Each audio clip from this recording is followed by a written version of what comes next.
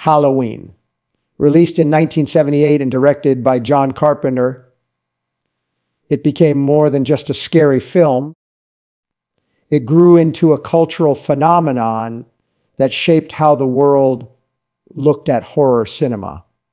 Before its release, there had been frightening films, slashers, and thrillers, but Halloween changed the way horror could feel by creating something so simple yet so terrifying. A masked killer with no real motive who could be lurking outside your window or walking silently down a suburban street. That sense of dread, of evil hiding in plain sight, is what makes Halloween one of the best horror movies ever made. The story begins with a chilling prologue in which a 6-year-old boy, Michael Myers, brutally murders his sister on Halloween night in 1963.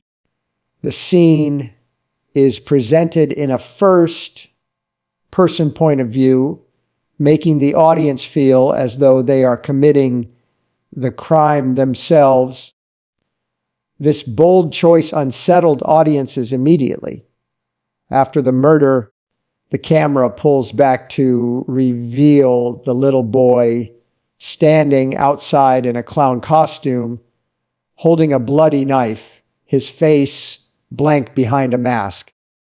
That single moment already defines what Carpenter wanted to convey. Evil can be embodied by the most ordinary figure, even a child. 15 years later, Michael escapes from a sanitarium and returns to his hometown of Haddonfield, Illinois, on another Halloween night, setting off the terrifying chain of events that defines the movie. What makes Halloween so powerful is not just the story itself, but the way Carpenter uses suspense, silence, and space. Instead of relying on blood and gore, which many horror films later leaned on, Halloween thrives on the unseen and the unknown. Carpenter crafted tension through long, lingering shots of empty streets, of houses with their blinds drawn, of a masked figure watching silently from a distance. The suburban setting is especially important. Unlike castles, haunted mansions, or dark forests that had dominated horror before, Carpenter placed the terror in quiet neighborhoods that looked exactly like the ones audiences lived in. This gave birth to a new kind of horror, the fear that evil could invade the safety of everyday life. The character of Laurie Strode, played by Jamie Lee Curtis, became another iconic element of the movie. Laurie is an ordinary teenage girl, smart, responsible, and cautious compared to her carefree friends. She represents innocence and normalcy, which makes her struggle against Michael Myers all the more compelling. Audiences rooted for her because she felt real. She wasn't a superhero or a detective, just a girl who suddenly had to fight for her life. Laurie's survival in the film, despite the odds, helped establish the now famous horror trope of the final girl, the last surviving character who faces the killer. Jamie Lee Curtis's performance was natural and believable, and she would go on to become known as one of the greatest scream queens in horror history. Michael Myers himself is a terrifying creation, not only because of his actions, but because of what he represents. He isn't given a clear motive for his killings. He isn't driven by revenge or trauma that the audience can fully understand. He is simply described by Dr. Sam Loomis, his psychiatrist, as pure evil. Loomis, played brilliantly by Donald Pleasance, becomes obsessed with stopping Michael, describing him as a force of nature rather than a human being. His famous line about looking into Michael's eyes and seeing only darkness adds to the chilling idea that Michael is less a man and more a shape, a presence of death.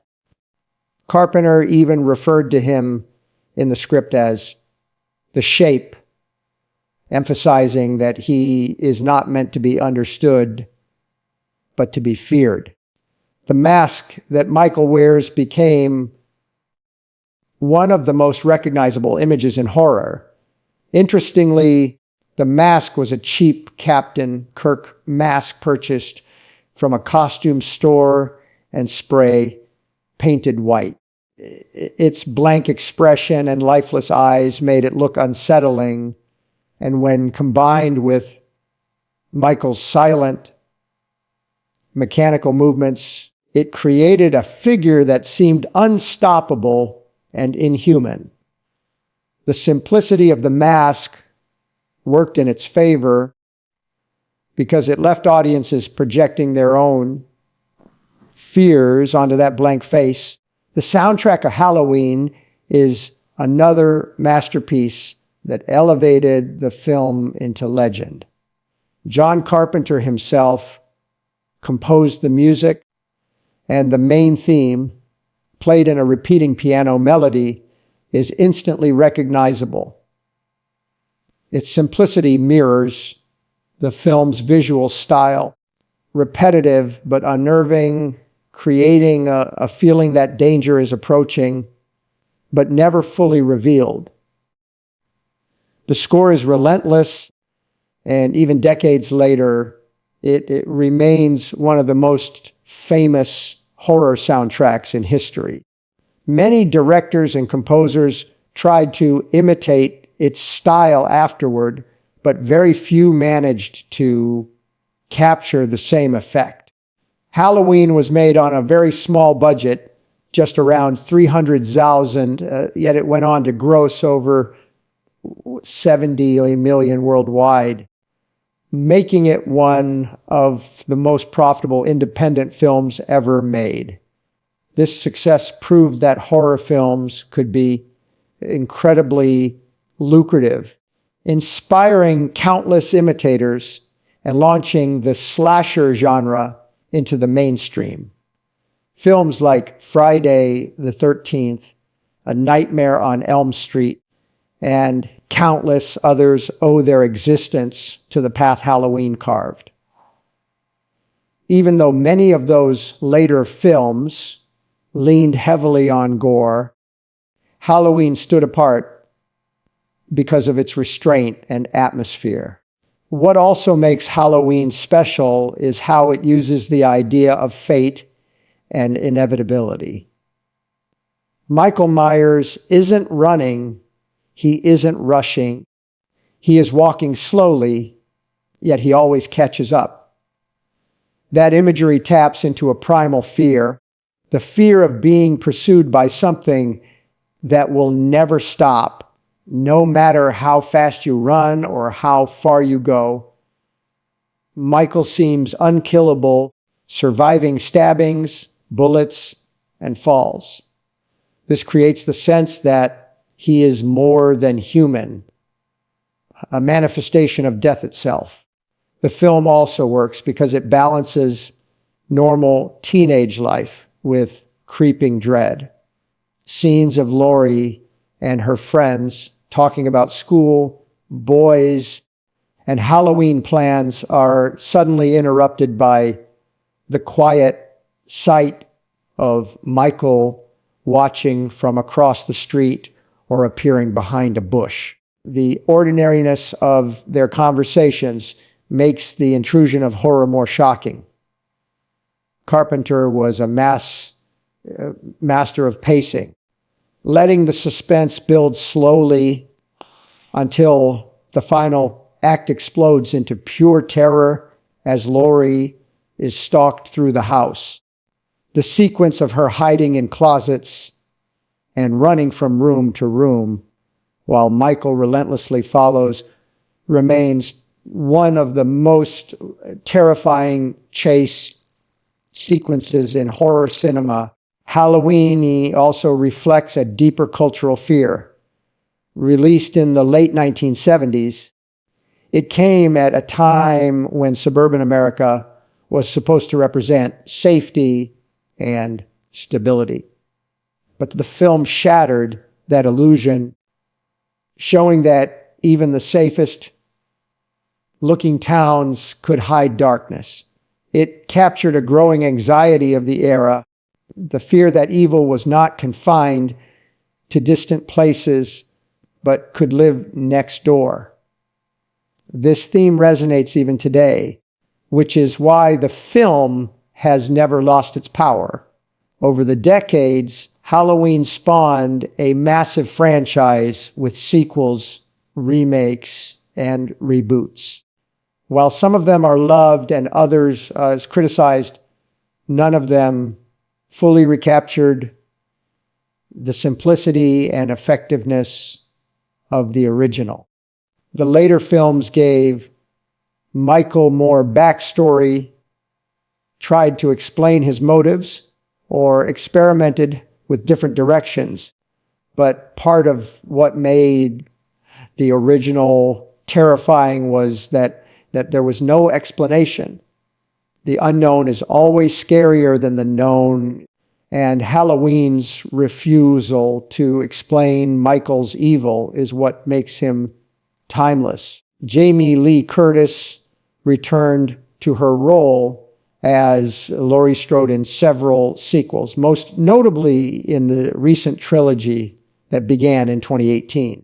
Her portrayal of an older Laurie dealing with trauma brought new depth to the story, showing how one night of terror can haunt someone for a lifetime. These films explore the generational impact of fear, but again, they all connect back to that original night in 1978 when Michael Myers first walked the streets of Haddonfield. Halloween remains not just a horror film, but a cornerstone of the genre. Its influence is seen in countless films. Its soundtrack is still played every October, and Michael Myers' mask continues to be one of the most popular Halloween costumes worldwide. More importantly, it still manages to scare audiences, even those who have seen hundreds of horror movies since. There is something raw and unnerving about its simplicity. It proves that you don't need extravagant effects or massive budgets to terrify people. All you need is the suggestion that evil could be out there watching, waiting, and one day stepping silently into your life.